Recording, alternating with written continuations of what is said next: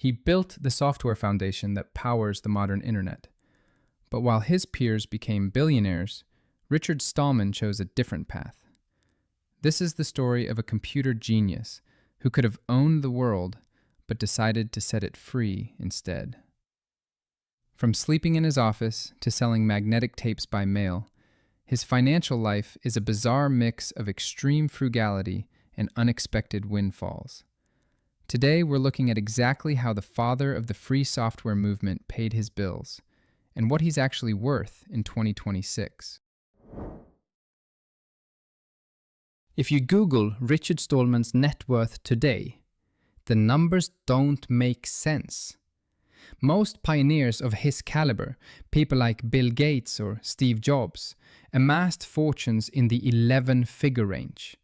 Stallman sits somewhere between $100,000 and $1 million. That might sound like a comfortable retirement fund, but for a man whose work underpins the infrastructure of Google, Amazon, and the entire web, it is statistically zero. He didn't lose his fortune in a bad deal. He never tried to make one. For over 40 years, he actively rejected the proprietary software business model that turned Silicon Valley into a gold mine. Instead of stock options and IPOs, his financial stability came from a completely different and far more precarious set of sources. Long before crowdfunding existed, Stallman invented his own way to fund the revolution. In 1985, after quitting his job at MIT to build the GNU operating system, he needed cash to survive. His solution was simple but effective. He sold free software for a premium price. You could download his famous Emacs text editor for free, if you had a connection. But in the mid-80s, most people didn't. So Stallman began selling magnetic tapes of the software by mail for $150 a pop. It was a brilliant loophole.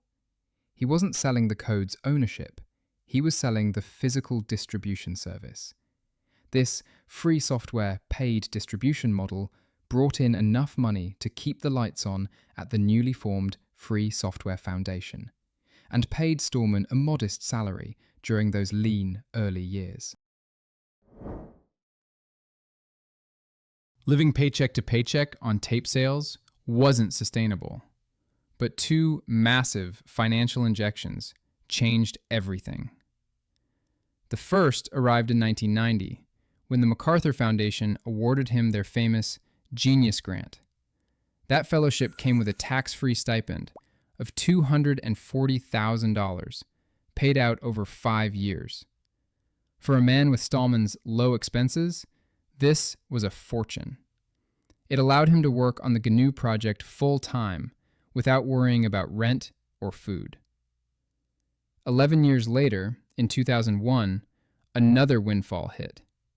He shared the Takeda Award for Techno-Entrepreneurial Achievement, which came with a prize of nearly 100 million yen. Stallman's cut was approximately $268,000. He invested these sums carefully, and they formed the bedrock of his financial independence for decades. Once the grant money settled, Stallman turned to the lecture circuit to maintain his income. For the last 25 years, his primary job hasn't been writing code, but talking about it. He travels the globe, giving speeches on software freedom, copyright law, and digital privacy. While he often waives fees for small community groups or student organizations, he charges high speaking fees for corporate events and larger conferences. This income stream is erratic, but reliable enough to cover his costs. He treats these engagements with strict practicality, famously demanding that organizers not pay for expensive hotels or luxury meals, but instead give him the cash equivalent or cover his travel expenses directly. This speaking income kept him solvent right up until his resignation from MIT and the FSF in 2019, and continues to support him as he serves on the FSF board today. Making money was only half the equation. Stallman's true financial superpower was refusing to spend it. For much of his adult life, he technically had no home. He lived in his office, at MIT's Artificial Intelligence Lab, sleeping on a mattress he hid during the day. He didn't own a car, didn't buy new clothes, and ate cheap food.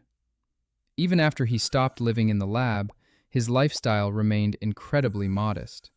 By keeping his personal burn rate near zero, every dollar he earned from a speech or a prize stretched 10 times further than it would for a normal person.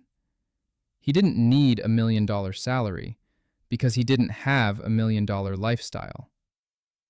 This extreme frugality meant he could never be pressured by employers or corporations.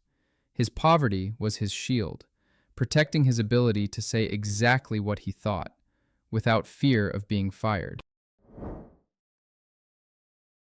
Richard Stallman proves that you don't need a bank account the size of a small country to change the world. He traded potential billions for the freedom to code, speak, and live on his own terms. His wealth isn't measured in stock options, but in the code running on every supercomputer and server on Earth. It's a trade few would make, but for him, it was the only option.